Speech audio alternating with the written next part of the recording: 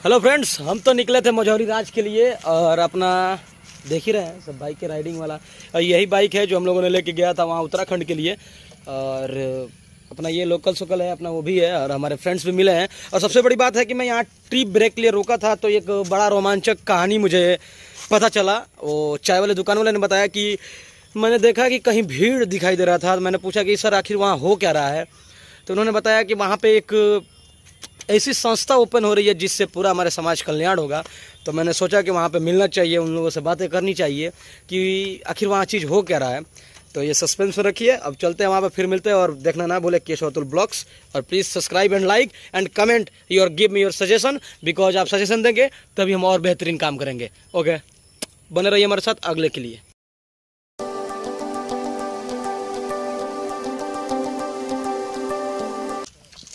नमस्कार फ्रेंड, फिर से आपका स्वागत है केशव अतुल ब्लॉग्स में। मैं बोला ना कि अपना मोटो ब्लॉगिंग है। हम भारत भर को भ्रमण करते हैं एक मोटरसाइकिल के जरिए, और जो देखते हैं वही दिखाते हैं। हमें नहीं मतलब है कि राजनीति हो रही है कि नहीं, किसकी बुराई है, हमें बुराई से मतलब ही नहीं है। हम उन्हीं चीज़ों को दिखा सकते हैं जो हम देख रहे हैं। हाल ही में मैं रुका था एक ट्री ब्रेक के लिए, क्योंकि हम लोग निकल रहे थे मझौली राज में, जो अपना उत्तर प्रदेश में पड़ता है। जैसे अपना गोपालगंज जिला में हथुआ राज पड़ता है, वैसे एक मझौली राज है। वहाँ पर काफ़ी प्राचीन एक मंदिर है। मैंने उस पर बहुत कुछ सर्च किया था, बहुत लोग भी गए, लेकिन मैंने कहीं पे एक चौराहा पर टी ब्रेक ले रुका था तो देखा यहाँ पे भीड़ लगी है। मैंने उनसे पूछा कि आखिर सर वहाँ हो क्या रहा है, तो मुझे लोगों के जरिए ये पता चला कि वहाँ एक अस्पताल का भूमि पूजन हो रहा है। और मैं बोला कि ये तो बड़ा बेहतरीन चीज़ है, वहाँ मिलना चाहिए। और वहाँ मिलेंगे तभी तो पता चलेगा कि आखिर वहाँ चीज़ हो क्या रही है, किनके जरिए ये संस्था को ओपन किया जा रहा है। तो आइए, डॉक्टर साहब खुद यहाँ पे उपलब्ध है जिनके जरिए ये सब हो रहा है। सर से ही बात करते हैं कुछ। तो नमस्कार सर जी।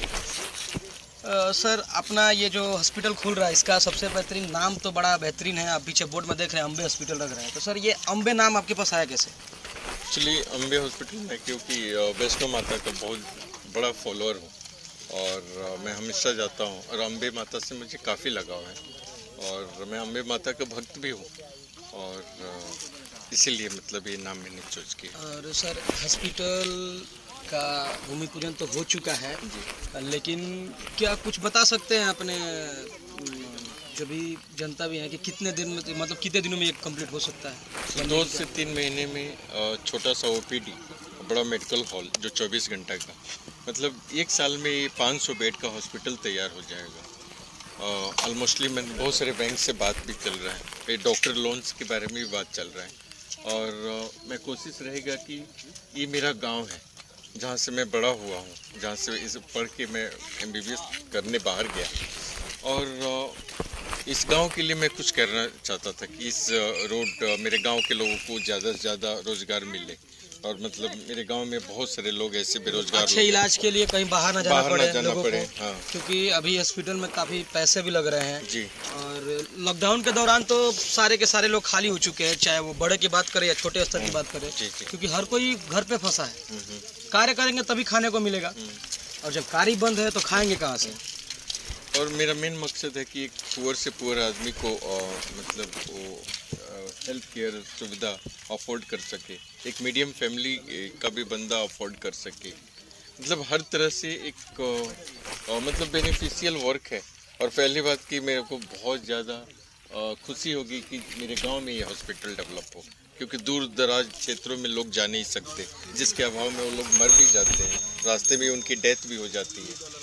तो यही सब देखते हुए मेरा बहुत बड़ा गांव है, इस गांव में मतलब ये कोई भी सुविधा भी नहीं है, ना PHC है ना हॉस्पिटल है। ये सारी चीज़ों के देखते हुए मैंने ये हॉस्पिटल का निर्माण अपने पापा के नाम से शुरू किया। बहुत बहुत धन्यवाद सर। कोई तो है, देखिए सर के जैसे इंसान मिलना बहुत मुनासिब होगा, क्योंकि मैंने कई राज्यों में घूमा और देखा, तो यहाँ क्या होती है ना कि जब कोई बड़ा आदमी अपने आप को फेमस होना चाहता है या कुछ करके दिखाना चाहता है अपने नाम के लिए, तो देखिए अपने के यहाँ क्या है ना कि हिंदुस्तान देश में कोई मंदिर बनाएगा तो कोई मस्जिद बनाएगा, इस पर लगा युद्ध चालू हो जाएगी, लेकिन कोई अस्पताल के बारे में नहीं सोचता है कि जहाँ इंसान की जीवन बचाया जाए।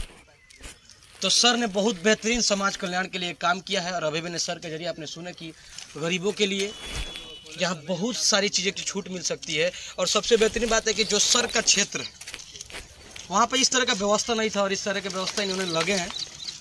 और माता रानी कि कृपया इन पर बनाए रहे। और हमारे टीम यहाँ पर आ चुकी है और मैं आपको ये क्षेत्रफल दिखाता हूँ जो हॉस्पिटल के क्षेत्रफल है। और लोकेशन भी काफ़ी बेहतरीन है।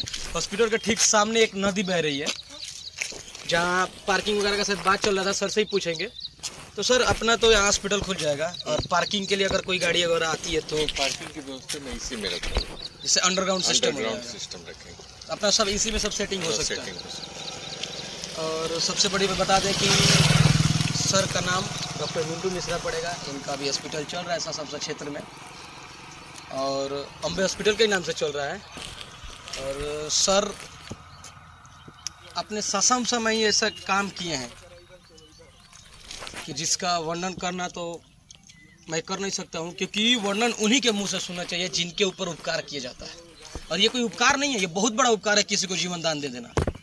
और सर से मैं एक आध क्वेश्चन और पूछता हूँ सर कि आपकी जो पढ़ाई हुई सर कहाँ से हुई? सर मैंने MBBS कर्नाटक के लिए सोसाइटी से किया।